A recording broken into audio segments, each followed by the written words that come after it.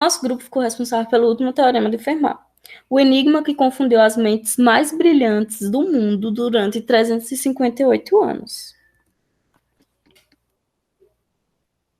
Nossa equipe é formada por Matheus, Vinícius Soares, Sonali Nunes, Maeli Silva e José Marinho. O último teorema, ou conjectura de Fermat, foi uma variante do famoso teorema de Pitágoras, aquele que dizia que em um triângulo retângulo, a soma dos quadrados dos catetos será igual ao quadrado da hipotenusa. Na forma A ao quadrado mais B ao quadrado é igual a C ao quadrado. Baseado em Pitágoras, o matemático francês Pierre Fermat afirmou que essa equação não encontraria solução caso a potência 2 fosse alterada para qualquer outro número inteiro maior. Ele ainda afirmou ter desenvolvido o que chamou de uma demonstração maravilhosa para o seu teorema, mas a mesma não caberia no espaço que tinha em papel, fazendo com que sua conjectura se tornasse um mistério matemático, já que durante muitos séculos ninguém conseguia achar uma possível solução para o problema de Fermat. Agora a gente vai falar um pouquinho sobre a história. Quem foi Fermat? Fermat nasceu em agosto de 1607 no sudeste da França. Ele era um verdadeiro estudioso amador. Eric Temple Bell chamou ele de príncipe dos amadores, porque para ele a matemática era um hobby. Ele, na verdade, trabalhava como um servidor público. Ele era um jurista. Mas ele era tão talentoso que quando Julian Coleridge escreveu Matemática dos Grandes Amadores, ele excluiu Fermat, dizendo que ele fora tão grande que deveria ser considerado um profissional. Mas já na concepção de René Descartes, ele era um fanfarrão, e John Wallis descrevia ele como aquele maldito francês. Afinal, Fermat tinha um gênio travesso. Ele gostava de enviar enigmas para os matemáticos da época e se recusava a revelar suas demonstrações. A publicação e o conhecimento público nada significava para ele. Fermat ficava plenamente satisfeito em criar novos teoremas sem ser perturbado. Primeiro, isso significava que ele não teria que perder tempo desenvolvendo completamente os seus métodos. Assim, ele poderia partir para a próxima conquista. E ele também não teria que sofrer críticas. Ele contribuiu na criação da geometria analítica em 1629 e com Pascal desenvolveu a teoria da probabilidade. Porém, o que ele era totalmente apaixonado era pela teoria dos números. Ele era obcecado para entender as propriedades e as relações dos números. Enquanto ele estudava os problemas e as soluções de Diophante, Fermat era levado a pensar em outras questões mais sutis a serem enfrentadas. Mas ele se limitava a escrever o que achava necessário para convencer a si mesmo de que havia mostrado uma solução e não se importava em registrar suas demonstrações. Frequentemente, ele atirava suas anotações no lixo e passava para o problema seguinte. As descobertas de Fermat só vieram ao público após a sua morte, quando seu filho Diophante publicou o livro de Fermat com as anotações de seu pai. Essa obra possuía vários desafios matemáticos que, aos longos dos anos, foram provados e ficou apenas esse, o último teorema de Fermat. Houve várias tentativas para solucionar o problema. Algumas delas tiveram destaque. Começando com Euler, o qual teve o primeiro avanço para o último teorema de Fermat. Através de uma descoberta que Fermat comprovou que não há solução para n igual a 4, ele descobriu que também não há para n igual a 3, usando números imaginários. Já Carl Gauss, um dos mais importantes matemáticos da época, não tinha interesse até conhecer Sophie Germain, uma mulher que teve que assumir uma identidade falsa e estudar em condições precárias. Ela delineou um cálculo tomando como base um tipo especial de número primo. Tal cálculo fez com que Johann Peter fizesse uma prova parcial. 2 anos depois, Adrian Legendre conseguiu comprovar. E, por fim, Edward Kummer, ao tentar resolver o último teorema, inventou os números ideais, importantes para a teoria dos números. Quem é Andrew Wiles? Andrew John Wiles nasceu em 1953. Ele é um matemático britânico, professor de Princeton, conhecido por provar o último teorema de Fermat. Ele conheceu o teorema quando possuía apenas 10 anos. O pequeno Andrew achou tão simples o teorema que tentou até provar, porém ele só após décadas que ele viria a provar com mais de 133 páginas de demonstração, que veio ser publicado em 1965. O Andrew recebeu diversos prêmios pelos seus feitos. Citarei apenas alguns deles, que seria o Prêmio de Fermat, que ele recebeu em 1995, que é a recompensa de trabalhos no campo em que Pierre de Fermat teve fundamental importância. Em 1996, ele recebeu a Medalha Real e ele também recebeu o Prêmio de Abel, que é um prêmio da matemática atribuído anualmente pelo rei da Noruega e tem um valor monetário equivalente a 6 milhões de coroas norueguesas. Ele também recebeu diversos outros, como Medalha de Morgan, Medalha Real, entre outros. Agora que já explicamos no que consiste o teorema, já falamos quem é Fermat e Andrew Wiles, os personagens importantes dessa história, iremos entrar agora no começo da longa jornada para a solução do problema. Iniciando a jornada à solução, começaremos falando sobre os dois matemáticos responsáveis por largos passos para a solução. Yutaka Taniyama, estudante da Universidade de Tóquio, tinha 26 anos quando conheceu Goro Shimura, outro aluno da universidade. A maneira como se conheceram foi um tanto curiosa. Goro Shimura procurava na biblioteca da universidade um exemplar do livro Mathematische Annalen, onde ele buscava um artigo sobre teoria algébrica da multiplicação complexa para guiá-lo no complexo cálculo que ele estava trabalhando. Para sua surpresa, o volume já havia sido emprestado para Yutaka Taniyama. Assim, Shimura escreveu para Taniyama explicando que precisava urgentemente do exemplar, pois estava trabalhando num cálculo muito difícil. Taniyama então o retornou respondendo que também estava trabalhando no mesmo cálculo e que também estava preso na mesma parte que Shimura. Então, deu a ideia a ele deles se juntarem e compartilharem os conhecimentos a fim de resolver o problema e avançar no cálculo. Este encontro formou uma parceria que mudaria o curso da matemática. Yutaka Taniyama e Goro Shimura propuseram uma conjectura que ligaria dois lados até então distintos na matemática da época, alegando que todas as equações elípticas poderiam ser ligadas a fórmulas modulares. Mas o que são equações elípticas? Na verdade, muitos autores chamam de curvas elípticas, mas o nome curvas elípticas é de certa forma enganador, pois elas não são elipses e nem ao menos são curvas, no sentido normal da palavra. Trata-se de equações com a seguinte forma: y² igual a x² mais ax² mais bx mais c, onde a, b e c são coeficientes inteiros. O desafio com as equações elípticas, assim como no caso do último teorema de Fermat, é determinar se elas possuem soluções para números inteiros, e se assim for, quantas. Por exemplo, a equação elíptica y² igual a x³ menos 2, onde a igual a 0, b igual a 0 e c igual a menos 2, tem apenas um conjunto de soluções para números inteiros, que é 5² igual a 3² menos 2, ou 25 igual a 27 menos 2. Falando sobre formas modulares, as formas modulares estão entre os objetos mais bizarros e maravilhosos da matemática. Trata-se de uma das entidades mais esotéricas do mundo matemático. É tanto que, no século XX, o teórico dos números Martin Eichler as considerou uma das 5 operações fundamentais, como a adição, subtração e multiplicação, divisão e as formas modulares. O fator principal das formas modulares é seu nível excessivo de simetria. Significa que um objeto tem simetria se ele puder ser transformado de um modo especial e depois disso parecer o mesmo. As formas modulares estudadas por Taniyama e Shimura podem ser empurradas, trocadas, refletidas e giradas de um número infinito de modos e ainda permanecerão imutáveis, o que as torna os objetos matemáticos mais simétricos que existem. Taniyama, então, estudou os primeiros termos de uma determinada forma modular.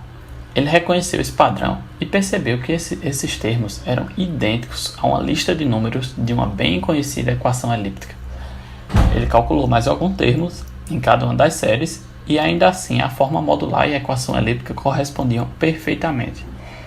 Então Taniyama examinou mais algumas formas modulares, e em cada caso a forma modular parecia corresponder perfeitamente com a equação elíptica. Ele começou a imaginar se cada forma modular teria uma equação elíptica correspondente. O único aliado de Taniyama era Shimura, que acreditava na força e na profundidade das ideias de seu amigo. Depois do simpósio, ele trabalhou com Taniyama em uma tentativa para desenvolver a hipótese até um ponto em que o resto do mundo não pudesse mais ignorá-la. Gerhard Frey foi um professor de matemática que se tornou o primeiro a relacionar Taniyama-Shimura com o último teorema de Fermat, pois ele reescreveu o teorema no formato de uma equação elíptica, e dessa forma, se uma equação elíptica qualquer não fosse modular, conforme Taniyama-Shimura dizia, então não existiriam soluções reais para Fermat, e ele estaria certo. Entretanto, a equação elíptica de Frey, do último teorema de Fermat, partia do princípio de que o teorema era falso, ou seja, que existiam soluções reais numa série não modular, para x elevado a n mais y elevado a n igual a z elevado a n, com n maior do que 2. E como o teorema, obviamente, ainda não tinha sido provado, coube ao professor Kenneth Ribet demonstrar que a equação elíptica de Frey não era modular, independente da resposta final do último teorema de Fermat. E ao conseguir provar isso, finalmente, Taniyama, Shimura e Fermat estavam mutuamente conectados, de uma maneira que a comprovação de uma implicaria na do outro. Esse avanço foi importante na reta final da solução do último teorema de Fermat por Andrew Wiles, que também estudou o trabalho do matemático francês do século XIX, chamado Évariste Galois, um jovem que tinha como grande ambição resolver equações polinomiais acima do segundo grau. Esses estudos fizeram com que ele elaborasse a teoria dos grupos, onde números pertencentes ao mesmo grupo numérico podem ser relacionados por meio de alguma operação. Um exemplo simples: quaisquer números naturais somados sempre resultarão em números naturais. Wiles usou essa teoria para que pudesse generalizar para todos os casos a sua demonstração do último teorema de Fermat, como se ele estivesse diante de uma fileira de dominós infinitas. Mas ao conseguir derrubar o primeiro dominó, a implicação disso seria que todos os infinitos dominós seguintes também seriam derrubados. Ou seja, o caso provado implicaria nos demais infinitos casos possíveis para o teorema. Para que as equações elípticas seguissem uma mesma forma genérica de demonstração, Wiles estudou o recentemente descoberto por ele método de Kohlevegen-Fleck, que permitia estender o argumento de Wiles do primeiro membro de uma equação elíptica para todos os outros, e, se aperfeiçoado mais ainda por ele, seria capaz de provar o argumento para todas as outras equações elípticas. O problema surgiu quando Wiles percebeu que as infinitas equações elípticas possíveis estavam divididas entre infinitos números de famílias, ou grupos de equações elípticas, o que o levou a cometer o equívoco de acreditar que o método Kohlevegen-Fleck podia ser suficientemente aperfeiçoado para, provando para uma família inteira de equações elípticas, ele podia provar para todas as outras. Mas a solução derradeira para esse pequeno problema e para a demonstração como um todo do último teorema de Fermat, a solução disso foi que o Wiles precisou recuperar outro método que ele tinha adotado no princípio do seu estudo, a teoria de Iwasawa. E assim como Kohlevegen-Fleck, Wiles queria aperfeiçoar ela para provar que a sua demonstração de uma equação elíptica poderia se estender para as das outras famílias de equações elípticas, o que se provou demais para a teoria de Iwasawa. A teoria de Iwasawa não era suficiente para provar isso. Mas, no entanto, estudando a solução desse problema com o Kohlevegen-Fleck, Wiles ele uniu a teoria de Iwasawa com a teoria dele, de Kohlevegen-Fleck, possibilitando que sua demonstração se estendesse para infinitos grupos de equações elípticas e provando que nenhuma desses infinitos grupos, dessas infinitas equações elípticas, era modular. E se não era modular, Taniyama-Shimura estava certo. E se Taniyama-Shimura estava certo, então o último teorema de Fermat estava comprovado. Agora que já foi explicado como se deu os métodos, as técnicas e os teoremas que auxiliaram na construção da prova do último teorema de Fermat, nossa equipe desenvolveu um mapa para ficar mais visual e mais entendível como se deu o passo a passo da prova. Em 1986 é provado o elo da última conjectura de Fermat com a conjectura de Tanayama-Shimura. 18 meses após, Wiles passou estudando os elementos matemáticos relacionados com equações elípticas e fórmulas modulares. Um ano após, ele ficou contemplando desafios e fazendo pequenas anotações. Após 12 meses, ele decidiu adotar a prova por indução como base de sua demonstração. 2 anos depois, Wiles começou a usar a teoria dos grupos. Em 1990, Wiles começou a acreditar que não existiam os métodos necessários para se provar o teorema. Após um ano, Wiles começou a trabalhar na teoria de Iwasawa.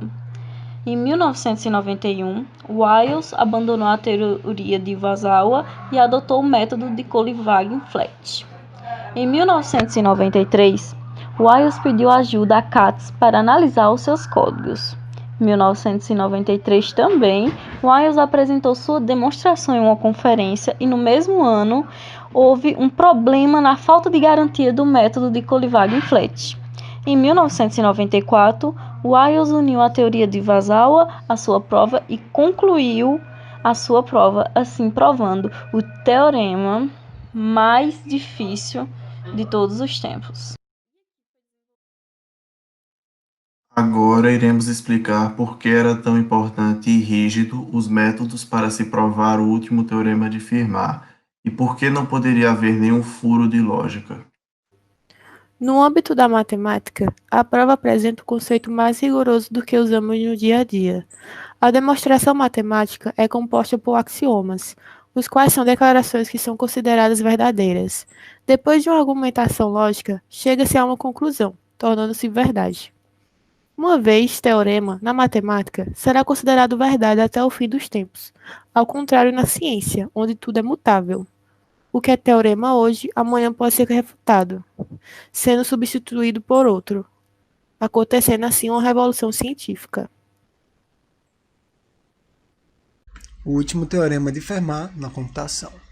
Ao longo dos anos, surgiram supostos contra-exemplos ao teorema de Fermat.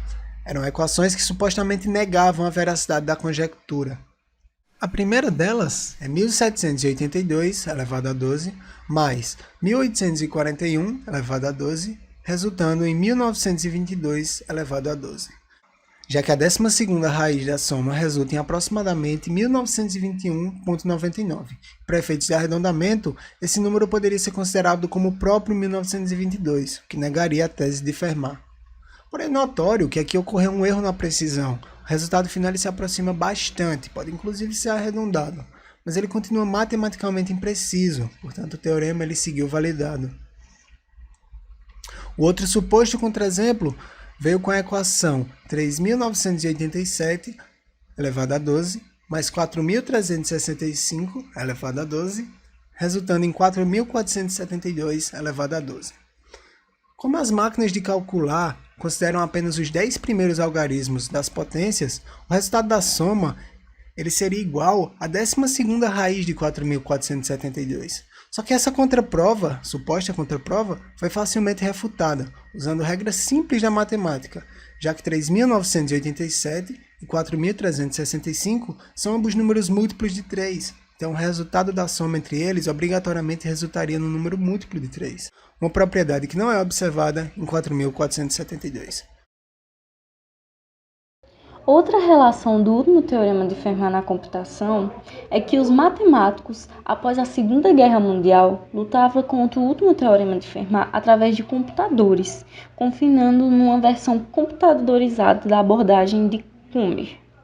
Com a chegada dos computadores, cálculos imensos começaram a desaparecer, pois os computadores poderiam enfrentar os casos mais difíceis com rapidez. Após a Segunda Guerra Mundial, os cientistas da computação e matemáticos provaram o teorema de Fermat para n até igual a 500 e depois até 1000 e 10.000.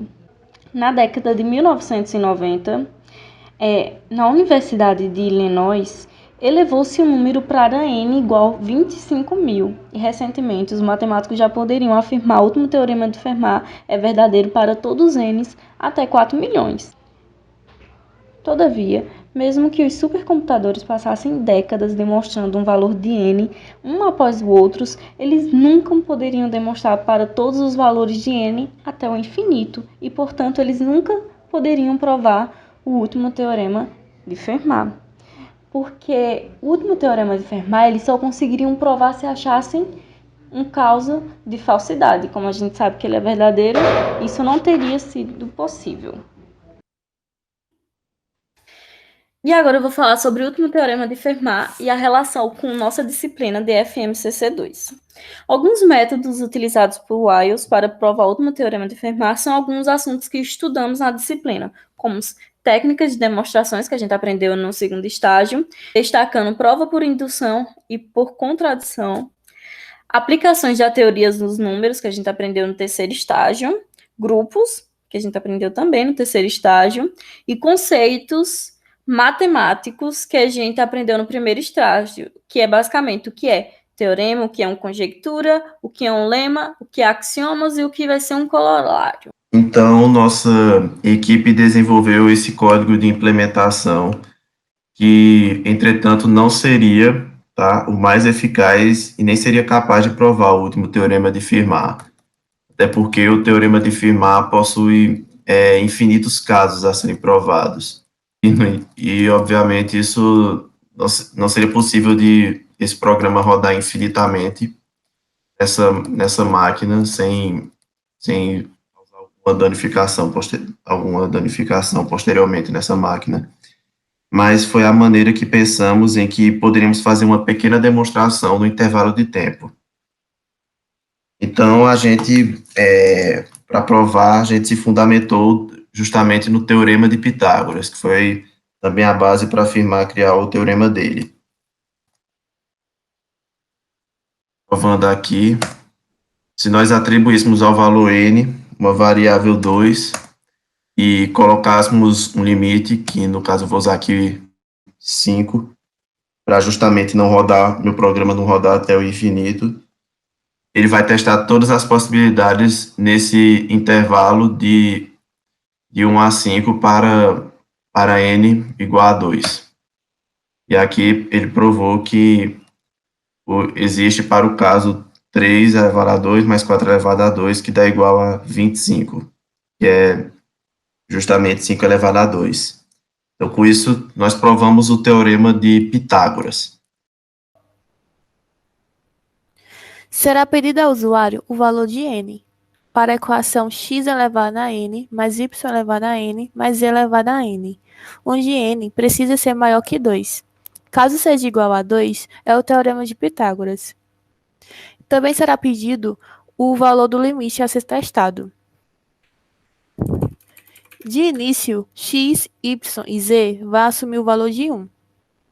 E enquanto x, y e z forem menor que o limite, o programa soma x elevado a n mais y elevado a n e, por último, compara o resultado com z elevado a n. Provando assim que não há solução.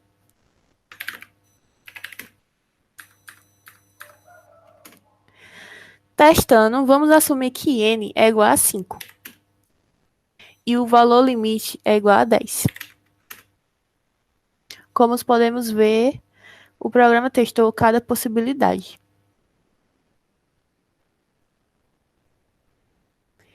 E, por fim, como esperado, não há solução para o teorema, sendo n maior que 2. Finalizando o nosso trabalho, essas são as fontes que a gente utilizou para o desenvolvimento da nossa apresentação.